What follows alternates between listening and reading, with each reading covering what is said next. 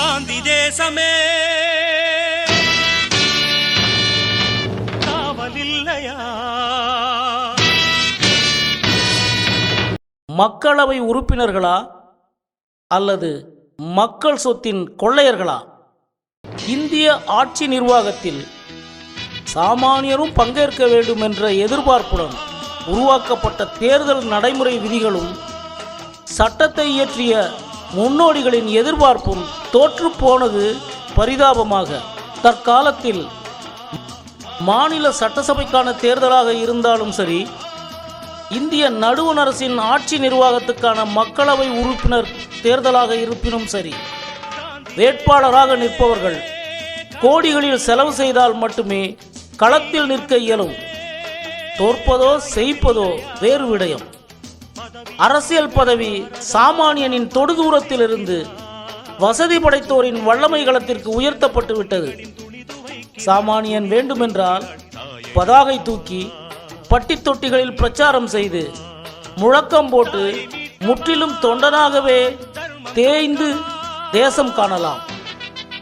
வேட்பாளராக நிற்பவர்கள் தத்தம் பணத்தை கோடியில் செலவழித்தாலும் வாக்காளர் முன் என்சான் உடம்பை அரைசானாக கூனி குறுகி வாக்கு கேட்பதும், பார்ப்பவரிடமெல்லாம் பள்ளிலித்து ஆதரவு தேடுவதும், நான் வெற்றி பெற்றால் இந்த தொகுதிக்கு இதை செய்வேன் அதை செய்வேன் என வானலாவ வாரி விடுவதும் ஒரு கை தேர்ந்த வேசியையும் விஞ்சும் செயலாக உள்ளது தற்காலத்தில். ஆனால் செய்த பின்னர் தொகுதி வாக்காளரின் தொடுதூரத்திலிருந்து தொலைதூர துருவ நட்சத்திரமாய் மாறிவிடுகின்றனர். ஆட்சி அதிகாரம் எனும் ஊழல் கடலில் மூழ்கி முத்தெடுக்க தொடங்கிவிடுகின்றனர். கோடி கோடியாய் தம் பணத்தையும் செலவு செய்து கூப்பிடுபவனுக்கெல்லாம் கும்பிடு போட்டு சாமானியருக்கும் சாமரம் வீசி பள்ளிழித்து பகடை காயாகி சொல் இறைத்து சோறு கூட உண்ணாமல் வாக்குக்காக வேஷம் கட்டும் இந்த வாடிக்கை எதற்காக?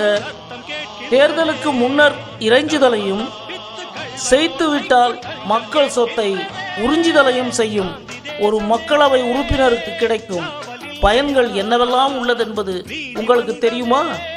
ஒரு மக்களவை உறுப்பினரின் மாத சம்பளம் 50,000 ரூபாய்கள், தொகுதிக்கான ஊதியம் 40,000 ரூபாய்கள்.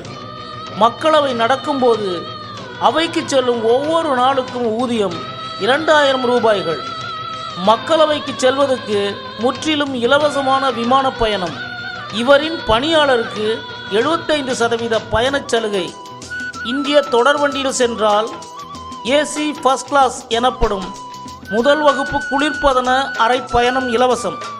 இவரின் பணியாளருக்கு படுக்கை வகுப்பில் இலவச பயணம். புதுதில்லியில் வாடகை இல்லா வசதியான இல்லம், அதில் நிலவழி தொடர்பிலான 2 தொலைபேசிகளுடன் ஆண்டுக்கு 50,000 அழைப்புகளும் இலவசம். புருவத்தை உயர்த்தாதீர்கள், சலுகைகள் இன்னும் உள்ளது. 5 ஆண்டு பதவி காலத்திற்கு பின் மாதந்தோறும் ரூபாய் 20,000 ஓய்வூதியம், நிலவழி தொடர்பு தொலைபேசி இணைப்பு, ஒரு குறிப்பிட்ட அளவு இலவச அழைப்புகளுடன், தொடர்வண்டியில் எல்லா வகுப்புகளிலும் ஒரு துணையுடன் கணக்கற்ற இலவச பயணம் செய்யும் வசதி. வாழ்நாள் முழுமைக்கு எல்லாவற்றிற்கும் மேலாக திரை மறைவில் பெரும் தேட்டையை தேடிக்கொள்ளும் வாய்ப்பு என்று கற்பக மரமாய் மக்களவை உறுப்பினர் பதவி இருப்பதால் தான் களை கூத்தாடியாய் வேடம் கட்டுகின்றனர் வேட்பாளர் வியாபாரிகள். இவ்வாறு தேட்டை, திரவியம், தேனின்ப சௌகரியங்களை அனுபவித்துக் கொண்டிருக்கும் மக்களவை உறுப்பினர் தத்தம் தொகுதி வாக்காளர்களுக்கு செய்யப்பட வேண்டிய பாராளுமன்ற கடமைகளை சரியாக செய்கிறார்களா? இப்போது நடந்து வரும் மன்மோகன் சிங் ஆட்சியில் இதுவரை நடந்து முடிந்த 9வது கூட்டத்தொடர் வரையில் மக்களவை நடந்துள்ள நாட்கள் 213. திமுகவின் புதுக்கோட்டை மக்களவை உறுப்பினரான சிவகுமார் எனும் JK ரித்திஷ் என்ற சினிமா நடிகர் மக்களவைக்கு சென்றது வெறும் 79 நாட்கள் மட்டுமே. செல்லாதது 134 நாட்கள். எந்த பிரச்சனையை பற்றியும் பேசவில்லை. திருவாளர்கள் AKS விஜயன், சுகவனம், SR ஜெயதுரை ஆகியோர் மக்களவையில் பங்கேற்றது ஏறக்குறைய 50 விழுக்காடு நாட்கள் மட்டுமே. கள்ளக்குறிச்சி மக்களவை உறுப்பினரான ஆதிசங்கர் பங்கேற்றது 102 நாட்கள் மட்டுமே. பங்கேற்காதது 111 நாட்கள். விடுதலை சிறுத்தைகளின் தொல் திருமாவளவன் பங்கேற்றது 87 நாட்கள் மட்டுமே. பங்கேற்காத நாட்கள் 126. மக்களவை உறுப்பினரும் முன்னாள் தமிழ் தெலுங்கு திரையுலகின் கனவு கண்ணி கதாநாயகியுமான திருமதி விஜயசாந்தி கலந்து கொண்டது 26 நாட்கள். புறக்கணித்தது 187 நாட்கள்.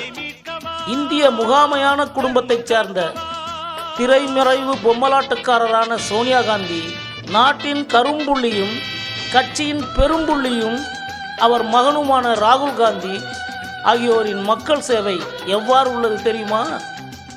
உத்தரப்பிரதேச மாநில ரேபரேலி தொகுதி மக்களவை உறுப்பினரான சோனியா காந்தி மக்களவை நடைபெற்ற நாட்களில் பாதி அளவு நாட்கள் கூட கலந்து கொள்ளவில்லை. எந்த பிரச்சனையையும் எழுப்பவில்லை. எவ்வித விவாதத்திலும் கலந்து கொள்ளவில்லை. ஒரே ஒரு கேள்வி கூட கேட்கவில்லை. அதே உத்தரப்பிரதேச மாநில அமேதி தொகுதி மக்களவை உறுப்பினரான ராகுல் காந்தி பங்கேற்றது 87 நாட்கள் மட்டுமே. பங்கேற்காதது 126 நாட்கள். ஒரே ஒரு விவாதத்தில் மட்டும் கலந்து கொண்டார். ஆனால் எந்த பிரச்சனையை பற்றியும் பேசவில்லை. எந்த கேள்வியும் எழுப்பவில்லை. கனவு மட்டும் கண்டுவிட்டு திரும்பிவிட்டார். நமக்கு தகவல் கிடைத்தவர்களை பற்றி மட்டும்தான் இங்கு கூறியுள்ளோம். தமிழகத்திலிருந்து மத்திய அமைச்சர்களான முன்னாள் இந்நாள் அமைச்சர்கள் பற்றிய தகவல்கள் நமக்கு மறுக்கப்பட்டு விட்டன. உண்மையிலேயே மக்கள் பணியாற்றும் மக்களவை உறுப்பினர்களும் இருக்கலாம். ஆனாலும் ஒரு பானை சோற்றுக்கு ஒரு சோறு பதம் என்பதும் உண்மைதானே? இந்திய அரசியல் சமூக அதிகார அமைப்பில் அரசியல் வியாதிகள், அதிகார வர்க்கம், வியாபாரிகள், தொழிலதிபர்கள் அடங்கிய கூட்டுதான் கோடிக்கணக்கான சாமானிய மக்களுக்கு பரவலாக சேர வேண்டிய வளத்தை உறிஞ்சி தங்களுக்குள் பங்கு போட்டுக் கொள்கின்றன. ஹாங்காங், கேமன், மக்காவ் முதலிய தீவுகள், சுவிட்சர்லாந்து, லீச்செஸ்டர், ஜெர்மனி, சிங்கப்பூர் மற்றும் துபாய் முதலிய நாடுகள் ஆகியவற்றின் வங்கிகளில் தங்கம் உருவிலும் பண உருவிலும் பதுக்கி வைக்கப்பட்டிருக்கும் இந்திய நாட்டு வளங்கள் இக்கூட்டுக்கு சொந்தமானவையே. இவர்களின் அச்செயலுக்கு வழிவகை செய்வது எண்ணிலடங்கா ஓட்டைகளுடன் இயற்றப்பட்டிருக்கும் இந்திய சட்டங்கள் தான். இத்தகைய அதிர்ச்சி தகவலை செவியுறுங்கால் அல்லலுறுகிறதா உங்கள் மனம்? அடுத்த முறை வாக்களிக்கும் முன் இக்குறும்படத்தின் செய்திகளை நினைவு கூர்ந்து எச்சரிக்கையுடன் இருக்கவும். ஊழலென்ற தேனாரும் மனித உரிமை மறுப்பென்ற பாலாரும் பெருக்கெடுத்தோடும் காந்தி தேசம் வாழ்க. விடுதலை வாங்க அன்று நாம் தந்த விலைகள் தான் கொஞ்சமா? வேதியே இங்கு பயிரை மேய்கின்ற நிலைமைதான் மாறுமா? காந்தி தேசமே காவல் இல்லையா? நீதிமன்றமே நியாயமில்லையா?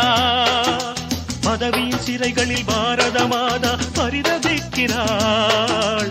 சுதந்திர தேவி சுயநல புலிகளில் துணிது வைக்கிறாள். தாயை மீட்கவா, தர்மம் காக்கவா. தாயை மீட்கவா, தர்மம் காக்கவா.